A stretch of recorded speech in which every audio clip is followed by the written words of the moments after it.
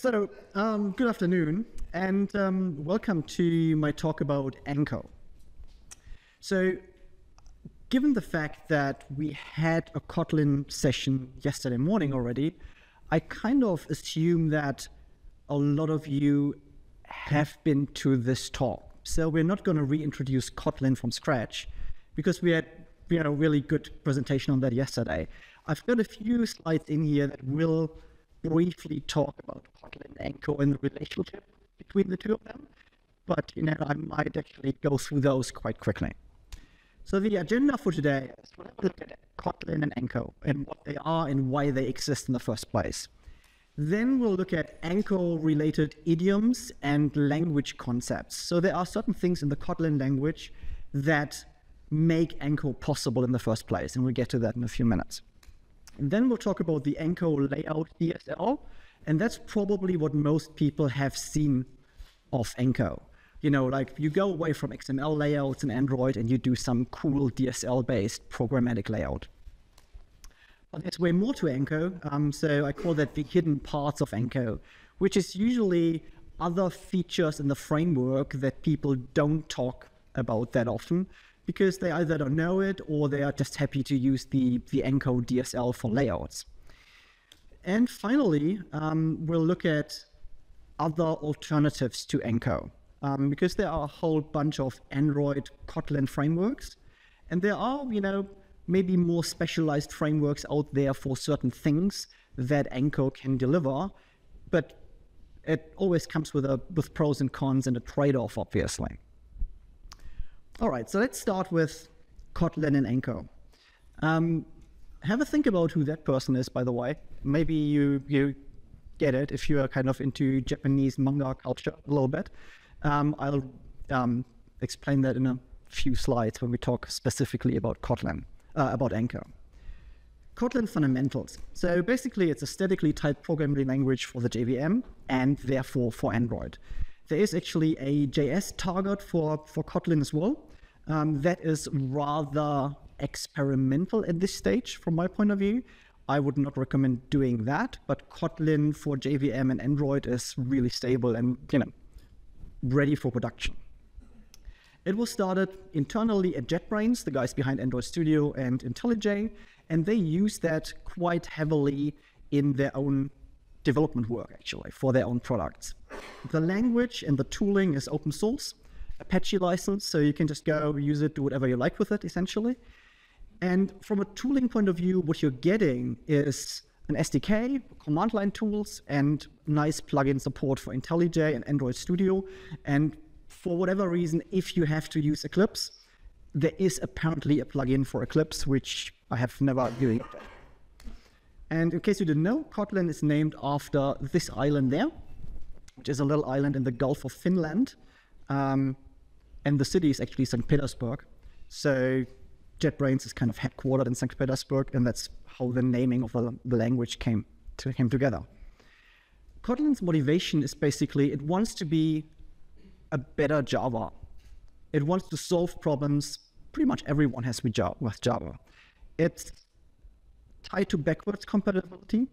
We have lots of legacy issues to deal with in Java. It's a very verbose language, and it produces lots of loaded code, and we have to write a lot of boilerplate code in Java.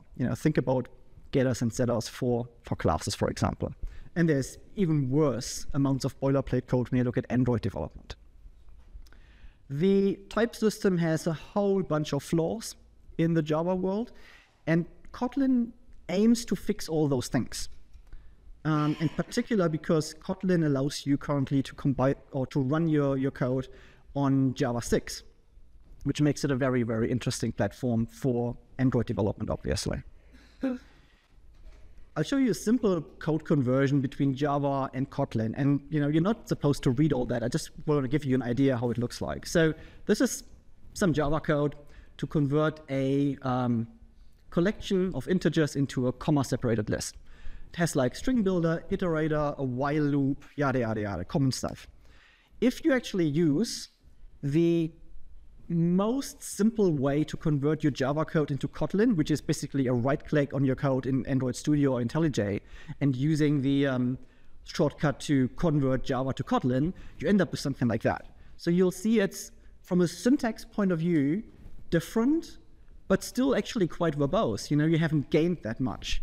But if you start using Kotlin's features as a language, you end up with something like that, which is a very, very concise and nice little piece of code where you say, hey, I have my collection and I use join to string, and I'll end up with a comma-separated list of my integers. And that's the things that make Kotlin very, very powerful, basically. Those abilities to write very compact and very concise code. So Anko is a library built on top of Kotlin to make Android development with Kotlin faster and easier. Keeping in mind that Kotlin is like a general purpose language. It's not specifically used for Android only. Came from JetBrains. So they basically realized at some point that, hey, lots of people actually use our language for Android development. Let's give them stuff that makes it even easier and better. Best known feature, as I mentioned earlier, is the layout DSL. There is a whole bunch of other functionality, for example, things like intent and service wrappers. And the idea of those is basically to give you easier access to dealing with system services in Android, and to make it really easy to express new intents. It has a sub-library for the handling of asynchronous calls. And that's very interesting because whoever has had to write asynchronous tasks in Java for Android knows how fun that is, or how fun that can be. And async in Anko makes that really smooth and easy. And it also has a really good library for SQLite, believe it or not. And again, SQLite in Android, or SQLite in general, is a bit of a pain in the neck to work with. You end up dealing with a lot of nested try-catch scenarios, looking into certain errors, thinking about concurrency of accessing your database file, and it's not really pleasurable. And Anko gives you a way to do that much, much nicer. All right, next we'll look at some Anko-specific things in the language. Normally, if I was giving a general Kotlin talk here, we would talk about all sorts of things. And those are all language features. But A, there has been a Kotlin talk already where a lot of those things have been explained. And B, I think if we look at Anko specifically, there are certain features that are more interesting than just talking about all the language elements of Kotlin. And those are properties, fields, data classes, and then particularly extension functions and what's called type-safe builders. Let's start with data classes. They are really nice and simple things. They are basically kind of the pojos or the beans in other languages. And if you think about Java, for instance, because that's what most people know, if you write a pojo, you have to do stuff like getters and setters, and you have to deal with like a copy function or a hashcode function or an equals and all sorts of things that you would want to implement for those kind of objects. In Kotlin, it's really simple. It's basically a normal class. You have, in this case, a val, which is a value. The other option would be a var, like a variable that can be read and set. This is just like basically a property that cannot be written. And the thing that creates or that makes it a data class is the data keyword in front of it. So what you get is basically automatically getters and setters. And because I've specified all those fields as vals, it essentially means I'm only getting getters for those. I get like proper and useful implementations for equals, hashcode, toString, and copy. And those implementations actually work. If you don't like them, that's fine. You just write your own and overwrite the function. No problem at all. But Kotlin gives you sensible defaults for those kind of functionality. And copy can be used to alter a copy. That's kind of a bit of a special thing in Kotlin that comes from the idea of being or trying to be a functional and non-mutable language. So instead of like basically copying a whole object, you would actually alter that copy potentially. properties and fields, we talked about var and val briefly, and Kotlin classes have essentially mutable or immutable properties. The example here shows a variable counter. That's a mutable property because it's a variable. And what you see below, that set value, and then if value is larger than 0, blah, blah, blah, that's actually kind of a custom functionality for the setter that I add to that property. So you can still do those kind of things, having custom functionalities or using backing fields, which are generated by the compiler automatically if necessary. More interesting for Anko is a feature called extension functions. So what they basically do is they allow you to add new functionality to classes without having to write decorators or without inheritance. And that's actually a thing that is quite common in certain .NET languages, in C#, for example. There are, like, from my experience, two camps of people. Some people like it, some people hate that because it kind of alters the perception of a class, but it can be incredibly powerful. We've got two simple examples here. On the top, it shows basically an extension function sum for the type int, where you can just like pass another int of type int in, and it adds it to whatever the function is extended to. So I can then say 3.sum7, and it will basically return me 10. The other example is more Android related. I can, for example, add a toast function to the activity class, and then I can, do something like just call toast in and on create of an Android activity. The interesting thing is those functions are resolved statically, but they don't actually become part of the class. So, there's no fancy bytecode modification happening here. It's the class, it still stays the class. The link that is in here shows a very lengthy and but excellent article why internally they handle it that way in the language. And I can, whoever's interested in learning more about extension functions, that is kind of a really good starting point to look into. The other thing that is really important for Anko are type-safe builders. So I don't know who's done some Groovy code in the past maybe, but you might have come across builders and the idea behind builders in Groovy, because they are very popular in that language, or in general in dynamic languages from my experience. And the idea behind a builder is you can define data in a declarative way.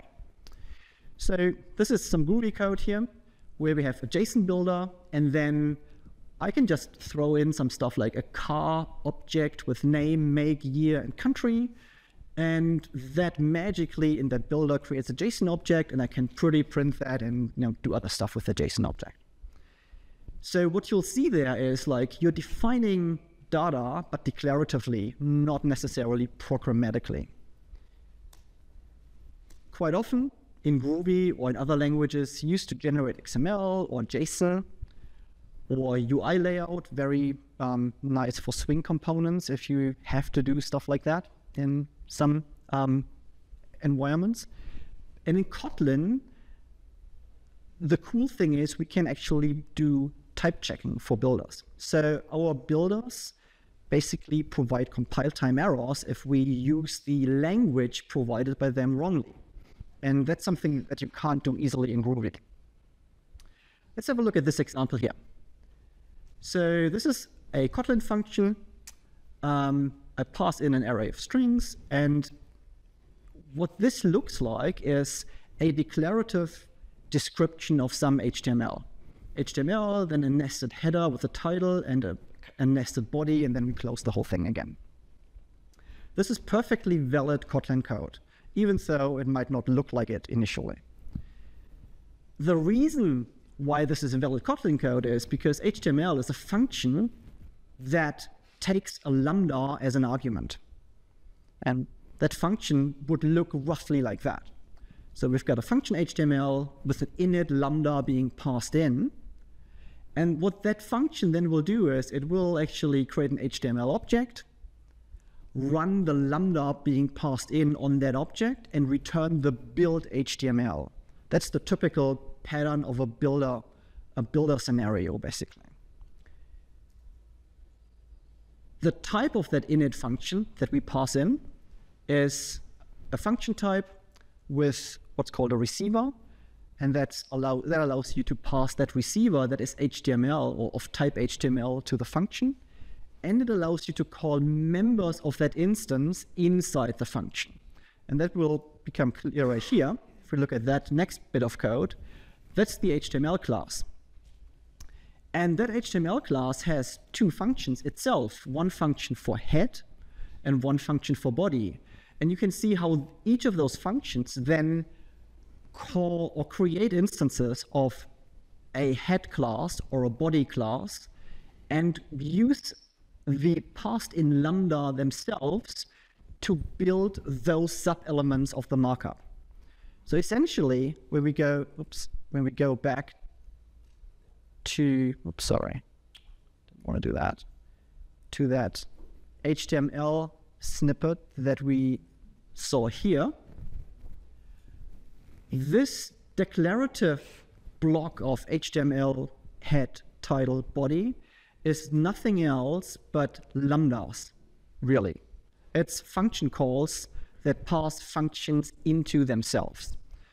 And Kotlin, because of the type-safe builder feature, the extension function feature, and the lambda feature, allows you to do that kind of thing. But what we've seen is you have to write quite a bit of code to even create a simple example like that, like an HTML class, a head class, a body class, lots of functions, yada, yada, yada. And that's a lot of work to create kind of a DSL. The good thing is Anko takes away all that work of writing code yourself. We'll see that in a second. If you want to get a play with that HTML builder, there is a complete example for that provided by the JetBrains guys, and that's really interesting to look at because it has way more elements in the HTML language than what I showed here, because I just grabbed like HTML header and body out of that. All right, so we talked about a few of those language concepts that are relevant for Anko. Let's talk about Anko itself. Has anyone figured out who that is or why that picture is kind of relevant for Anko? No? So that's actually a character from a manga/anime series called Naruto. That's very popular in Japan, and that character's name is Anko Mitarashi.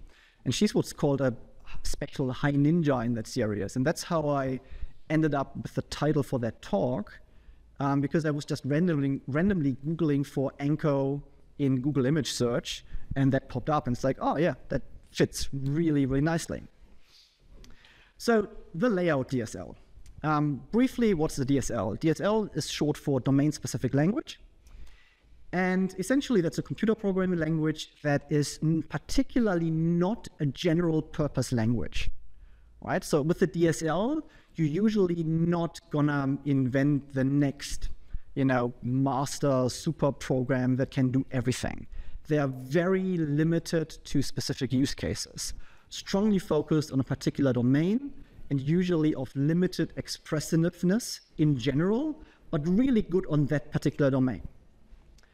Some examples for DSLs: SQL, AND, XML, XSLT, Gradle, all kinds of domain-specific languages that are very, very strong in a certain thing, but not general programming languages. When you talk about DSLs, the reason why you use them is usually you want an increased level of abstraction. And you want to get away from that discussion, what versus how.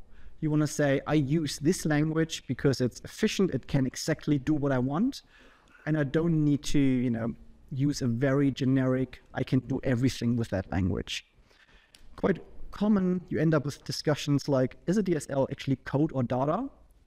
And there's no really good answer for that because it depends on your personal use case and your scenario. And there are different ways to deal with DSL. You can interpret DSLs at runtime. You can use them to generate other code. There are ways to compile them. So there is tons of options how to deal with DSLs. But if we look at the Anko DSL, it's basically the most commonly known thing in Anko. And the idea is we want to replace XML in Android by Kotlin code. Why do we want to do that? Because those XML layout definitions have a variety of issues. They are not type safe. They are reasonably expensive to compile into actual layout. And the question is, can we not do that better? So if we look at some example here, typical simple layout XML. We've got a linear layout with an edit text and a button, and then we close the linear layout again. I could try to do that in Java programmatically. I don't want to do that in Java programmatically for a lot of reasons, right? So let's have a look how that would look like in Kotlin programmatically. And you'll see it's reasonably simple. We'll start with, getting some reference to the activity, create a linear layout, set the orientation, then we create the edit text in the button, and put it all together basically by adding them to the layout. And while we are doing that, we'll also create a quick on-click listener. So that's kind of okay. If we do that same thing in Anko, it will look like that. Essentially, it provides us with a DSL, and we'll start with a vertical layout, which is automatically a linear layout in vertical orientation. We create our edit text, we give it a reference, and we create a button that's actually, in this case, anonymously created, and it has an on-click listener, and that basically takes a lambda. So that is reasonably nice. Compare this to that. So Anko DSL, just from the amount of code that you need to write, seems to be very appealing. And it is very appealing. It looks very similar to the HTML builder example that we had looked at a few slides back. The problem I mentioned then was it is a lot of work to create all those classes and functions that we needed to use for that HTML example. The good thing is Anko is taking all that work for us. So it uses extension functions and it arranges them in type-safe builders and uses lambdas to do all that stuff. But the good thing is you don't have to write them by hand. Anko generates them based on the Android's Android jar file.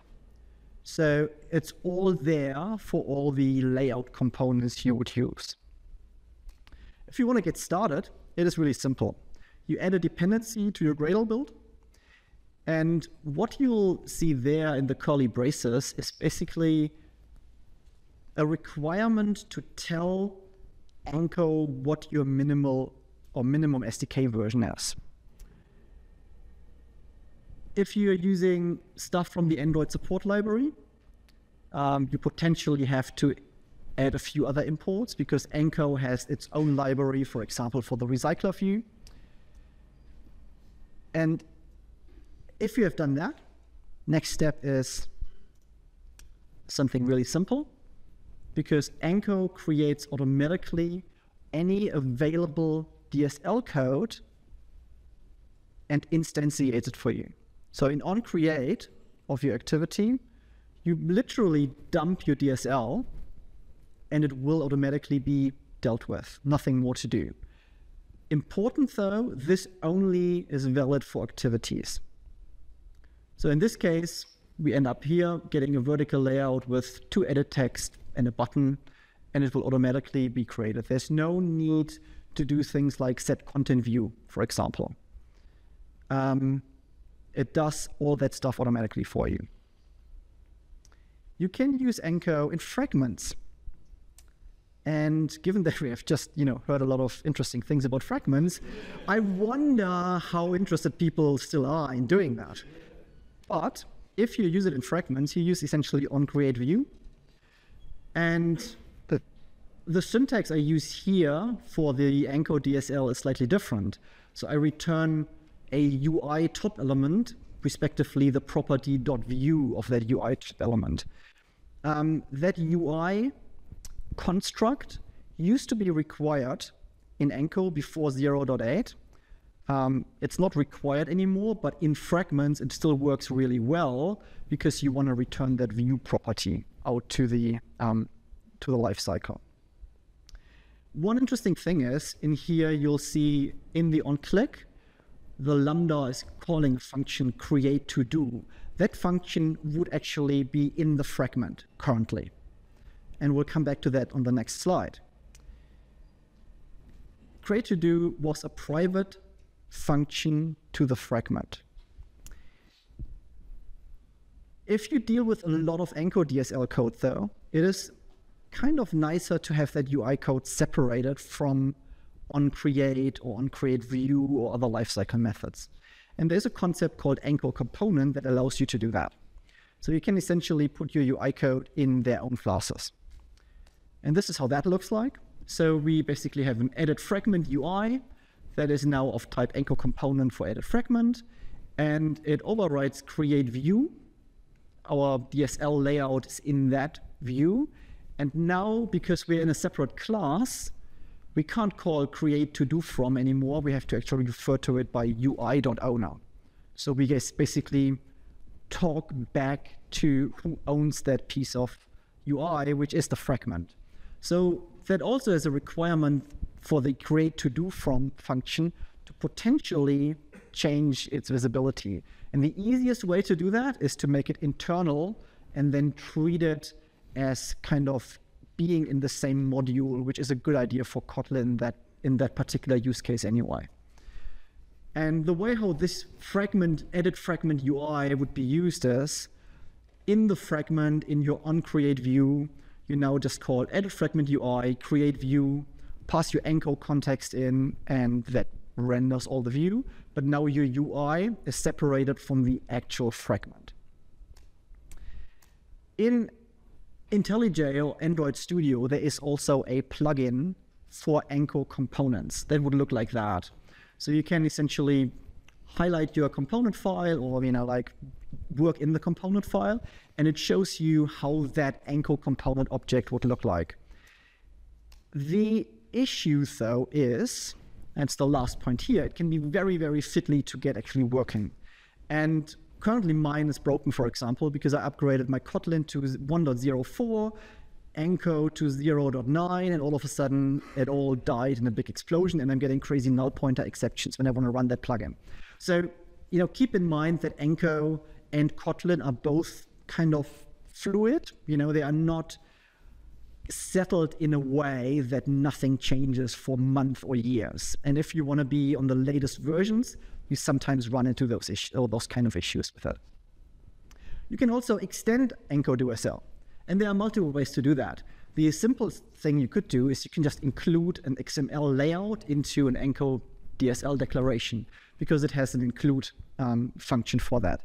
That's not really awesome, extending Anko DSL firm. So if you had a proper custom component, what you essentially need to do is you need to have two functions in your component, which are basically adding your custom component to Anko's view manager so that you can use it. If you want to use them on the top level, basically in an activity, you have to also add those two functions here that add those two custom views, or that add your component to the activity in Anko. But that's usually all you need to add your custom component into the DSL language, and then you can just go and use it with whatever the class name is. The problem, though, is if you have custom view groups, that is going to be really painful currently. And I don't want to go into all the details, but it comes down to a thing called L params in Anko, which are the layout params, not being accessible right away when we deal with custom view groups. And that's kind of you can do it, but it requires a lot of pain to get to that point. The good thing is that issue is known, and there are like 2 links here. One is a Stack Overflow, a lengthy Stack Overflow discussion about that problem, and the other one is a ticket that is raised against the Anko library, and a fix for that problem with the view groups is targeted for Anko 9.0.9.1, which should hopefully be out in a few weeks, and then that problem goes away. So there are a few more hidden parts of Anko. Let's talk about those. The first thing, intent wrappers. So you can do cool things like send SMS. Or intent builders, we'll get to that in a second. Service shortcuts, configuration qualifiers, which are really, really cool. Async tasks, and SQLite. So the intent wrappers and the service shortcuts, they're not really extremely difficult and hard to explain or difficult to use. It just gives you a whole bunch of functions like make call, send SMS, browse if you want to browse to a certain URL, and you can just go and use them.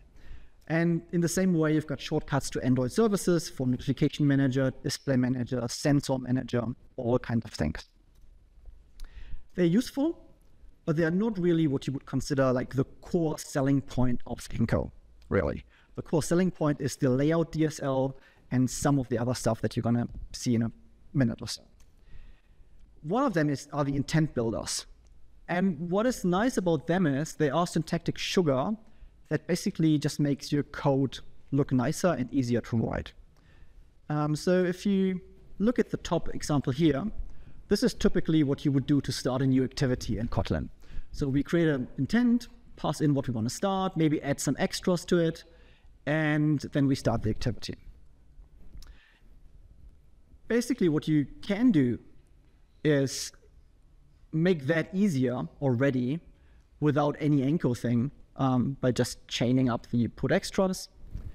But Anko gives you essentially this way to start an activity. You just say start activity, pass in what activity you want, and then in the arguments list, you basically tell Anko in a nice kind of natural way what data you want to pass into which fields in the extra. So that is a very, very nice way of making your code a bit smoother and simpler to look and simpler to read. The configuration qualifiers are kind of like media queries for Android. So if you're doing web stuff and you use CSS, you kind of know what media queries are. It's essentially like to make sure that your CSS is appropriate for whatever state or orientation or features your device have. And what the configuration qualifiers allow you to do is run code conditionally based on, is your device in landscape mode? Is your device does it have a large screen? Or which UI mode are you in? Are you in a car maybe? Are you on a watch? Etc.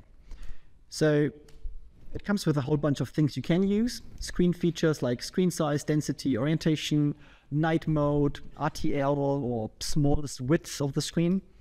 You can check against SDK versions from SDK and your target SDK. And you can do language. So you can run code conditionally on, is it English AU or is it English NZ or English US, for example, or UI mode, which is kind of car or wearable, stuff like that. The async DSL is probably another big selling code. So no one enjoys working with async, right? But if you look at that, it all of a sudden becomes kind of even nice to look at. So what happens here is we're basically saying we'll start an asynchronous call. We want to get some result from a pet find command that runs against the petfinder.com API to look for cats in Beverly Hills. And then basically what I want to do is on the UI thread, I want to, when my data comes back, bind it against some animal list, and I've got some item click listener because that thing lives in a recycler view.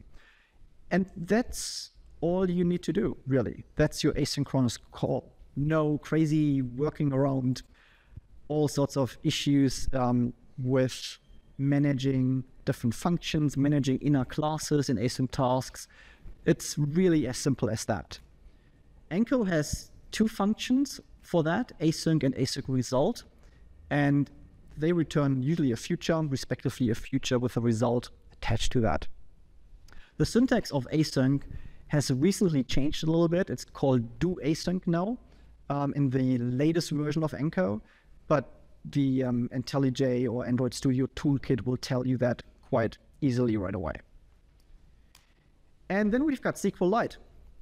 So SQLite is usually one of those things where you have to write a lot of boilerplate code. And that can be kind of ugly with try-catch and dealing with concurrency, dealing with cached code or cached references. It's kind of unpleasant. Anko tries to make that easier. You need to use one dependency for that. There's an Anko SQLite dependency that gives you a whole bunch of classes around SQLite handling. And all you need to do literally is you need to set up a class that extends from manage SQLite open helper. And that class will basically then provide you your reference to your database. What you can do then is stuff like that. You can say database.use, create table, here you go, run MySQL. And it is that simple. If you compare that to the whole set of chained try, catch, finalies you need to use if you otherwise deal with SQLite, this is really beautiful nearly. What it does is it ensures that your database is opened and closed properly. It also allows you to use the database asynchronously if you choose to do that. So you just use Anko's async DSL for that. The important thing though is if your SQL in your database.use statement is broken because you made a mistake in the SQL code, that still needs to be handled by you, right?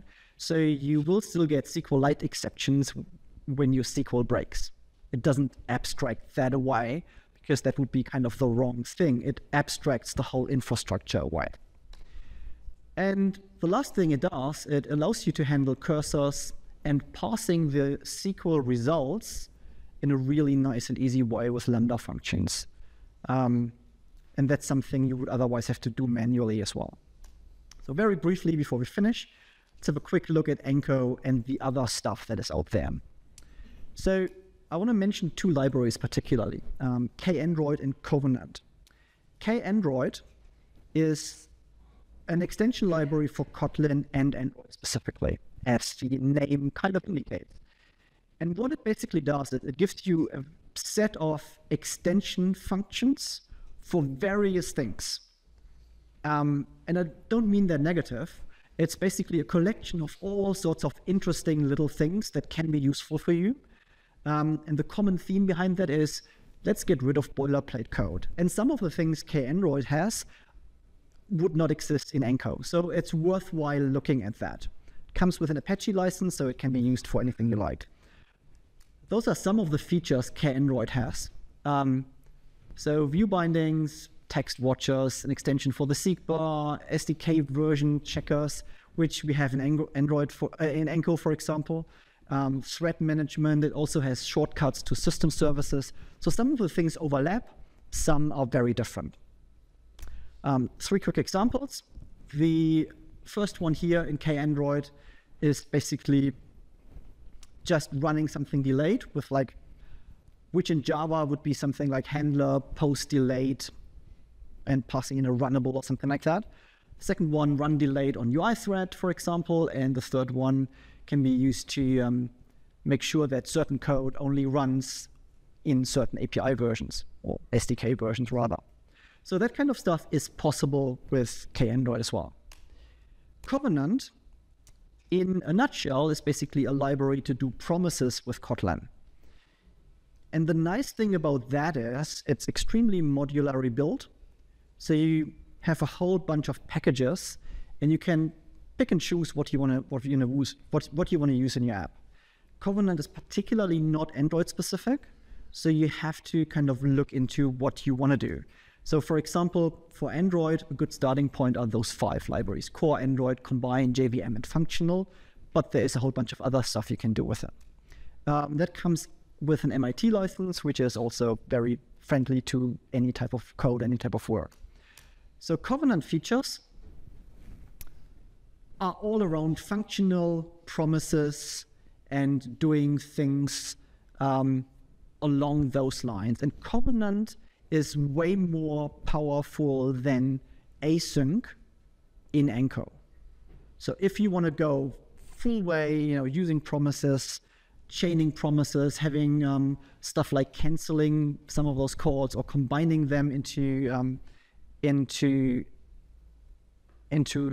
groups of promises, then Covenant is the better way to go. An example is basically something like that. We've got a task, and then we can check for success, fail, or something that always will happen. That's a simple use case. And Covenant provides support for way more complex things here. Or alternatively, we can have a promise on the UI thread. We do some UI preparation. Then we have a then, which is the actual work, and we have a success UI to update our UI. So if you want to do that kind of thing, Covenant is preferable over Anko. So where does it leave us? Some final thoughts. In terms of maturity and future, Kotlin 1 is really a big step for the language. That came out in February, and we're really stable, and it's really nice to work with. It's very mature for a 1.0 release. That's partly because it was 5 years or more than 5 years in the making. And the feeling that kind of everyone in the Kotlin community seems to have is it's getting better with every release. It's really improving. They're adding new features that make sense and not features that are just there to create like more stupid boilerplate code. Anko is very stable when you use it, particularly given that it's still a 0.x release, but 0.9 is reasonably close to being released at some point. It sometimes, if you go from version to version, might change stuff. Like, for example, recently the async versus do async.